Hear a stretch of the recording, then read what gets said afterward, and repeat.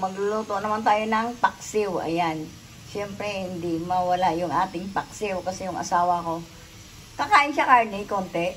Siyempre, mahal may asawa mo, lutuan man ang gusto niya. Gusto niya puro isda. Ayan, kaya palagi ako kaya nagluluto ko palagi ng sinigang na kamyas kasi yung asawa ko, okay naman karne, pero nagagalit pagka puro karne kami. Kaya ayan, may galunggong ako nabali, sariwang-sariwa. O lagyan natin na ampalaya, sili natin, at saka talong, okra, saka luya, ayan. May paminta na yan, ayan, yung paminta ko. Tapos ang ating na isang katutak na suka, pero hindi natin niya ubos ha.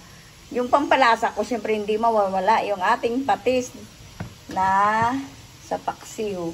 O, nilinisin muna ni Mapakuking ito yung ating isda. Kasi binili ko, hindi pa linis. O, yung ating isda, lalagay na natin dito sa ating sibuyas. Ayan, yung ating, yan, yung ating luya natin, andyan na rin. Haluin natin dito yan. O, yan, palaya ko mamaya. Kasi pagka nilagay mo mamaya, masyado madurog yung ating ampalaya. Yan, sama-sama na yan. Andyan na yung luya. Andun yung ating paminta. Sibuyas, andyan na rin.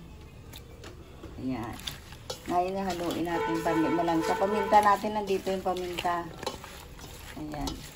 Si Mapakuking nagugas naman ng kamay, kaya pwede na lagyan natin patis. Ayan, halo-halo na lang. Kasi pagka para may lasa na siya, andyan luya. Ang dami natin luya. Galing pang Kalaka yan doon sa balai ko na naman. Palagi nila nagbibigay sa kanya balai ko ng ng tawag nito luya. Kasi marami silang tanim na luya sa Kalaka. Doon sa Lumbang Bata. Ayan, yung shout out doon sa mga manugang ko at saka sa mga balai ko sa Lumbang Bata. Ayun. Andoon sila ngayon. Andoon din yung si Joseph ko. Umuwi kahapon, nag-grab siya. Ayan, lagyan natin ng suka. Yung suka natin. Yung ating galunggong na yan, alam mo kung ilan niya. 1 in 1/4. 1 in 1/4, 300. Okay lang.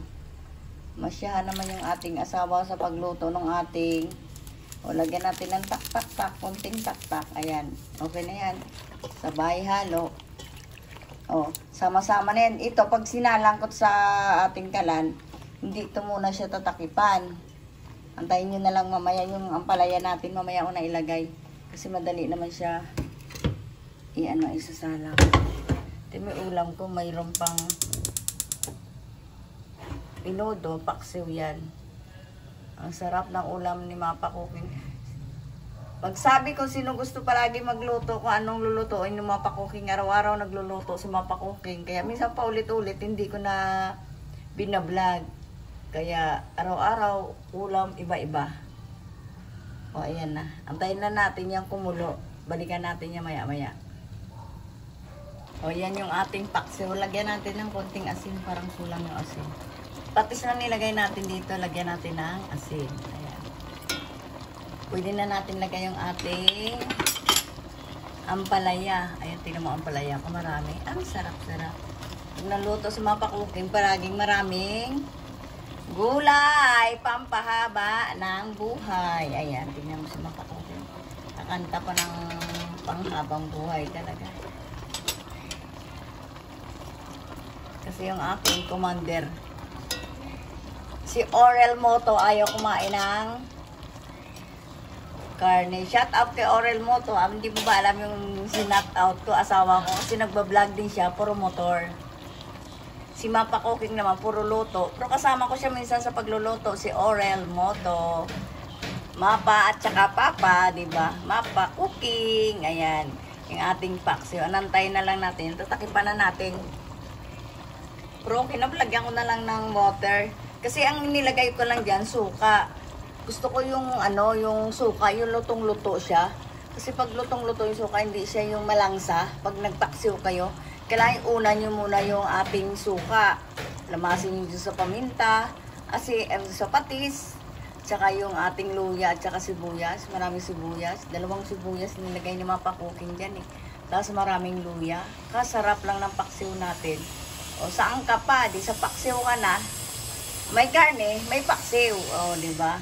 Ipa-order si Mapa Cooking ng minudo. O, ngayon naman, paksiw naman yung ulam natin ngayon. O, paksiw na galunggong.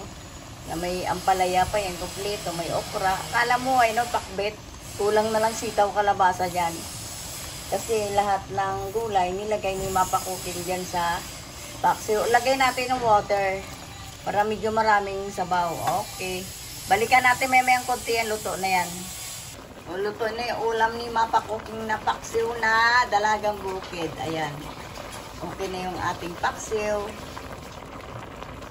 Ayan. Magsabi lang kayo anong gusto nyong palagi lutuin ni Mapa Cooking na ulam. Ayan. Magpaksiw si Mapa Cooking na isdang galunggong. Okay na rin yung ating galunggong.